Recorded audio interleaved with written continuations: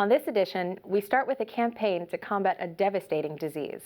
For more than 20 years, the Sickle Cell Thalassemia Patient Network has organized an annual walkathon, bringing hundreds of people together to boost awareness, raise money for support programs, and engage the community.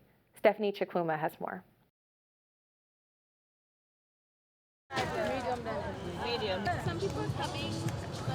I'm at the 21st annual Sickle Cell Anemia Walk in Central Park. Walkers are registering and getting ready to pound the pavement.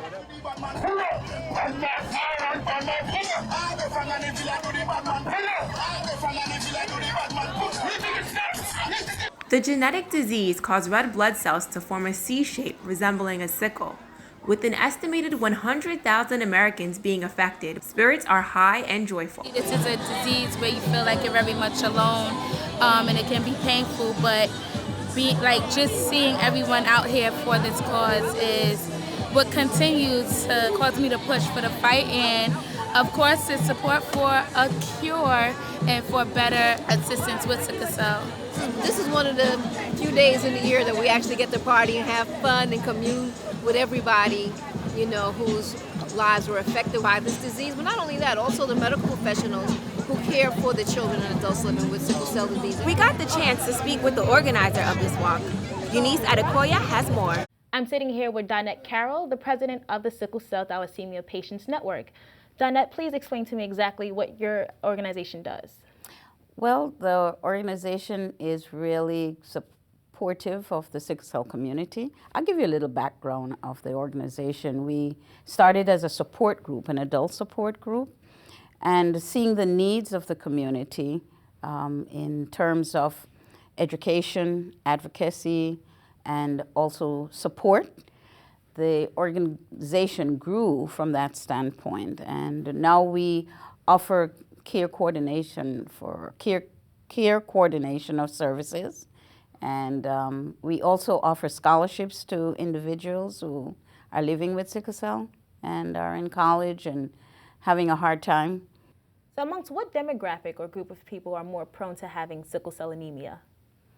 Well, when you look at the United States, I guess you would say here it would be African Americans, but there is a large Hispanic population that is affected by it.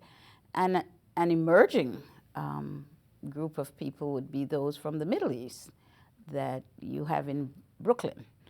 But it's just a mixture, and sickle cell actually touches on every single continent. I would probably think except Antarctica. And we continue in advocacy. With sickle cell anemia, what are some misconceptions that come with that? That only blacks have it. It's a big misconception here in the United States, because what happens is when someone maybe of a Latina and that looks white go to the hospital and they say, oh, I'm having sickle cell pain, they get reverse discrimination. Oh, you can't have that. Individuals who may have a child with sickle cell, and usually the male will say, oh, you gave that to them. You cannot get sickle cell from one parent. It has to be two parents. So that's another misconception. How would you know that you have it? Well, you definitely need to do what is called hemoglobin electrophoresis, where you actually look at the structure of the hemoglobin. Just a regular blood test would not do it. And how do you manage it, and what are some challenges that you have faced? My triggers are the extreme in weather, whether it's extremely cold, extremely hot. Also, stress is a #1 trigger. Any form of infection, because your body is more susceptible to any kind of infection, and that infection is a trigger for a pain episode.